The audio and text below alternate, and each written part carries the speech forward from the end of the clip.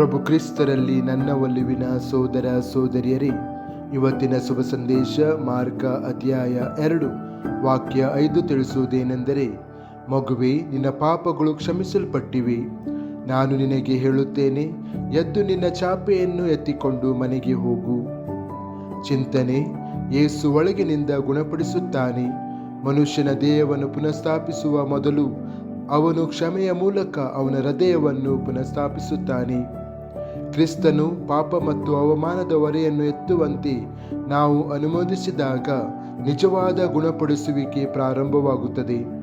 ಯೇಸು ನಮಗೆ ಹೇಳಲು ಎಂದು ಹೇಳಿದಾಗ ಅವನು ನಮ್ಮ ಹಿಂದಿನದನ್ನು ಬಿಟ್ಟು ನಂಬಿಕೆಯಲ್ಲಿ ಮುಂದುವರಿಯಲು ಆತನ ಕರುಣೆಯ ಸಾಕ್ಷ್ಯವನ್ನು ನಮ್ಮ ದೈನಂದಿನ ಜೀವನದಲ್ಲಿ ಸಾಗಿಸಲು ನಮ್ಮನ್ನು ಆಹ್ವಾನಿಸುತ್ತಾನೆ. ಪ್ರಾರ್ಥನೆ: ಕರ್ತನಾದ ಯೇಸುವೆ, ನೀನು ನನ್ನನ್ನು ಸಂಪೂರ್ಣವಾಗಿ ನೋಡುತ್ತೀಯ. ನನ್ನ ಗಾಯಗಳು, ನನ್ನ ದೌರ್ಬಲ್ಯಗಳು ಮತ್ತು ನನ್ನ ನಂಬಿಕೆ.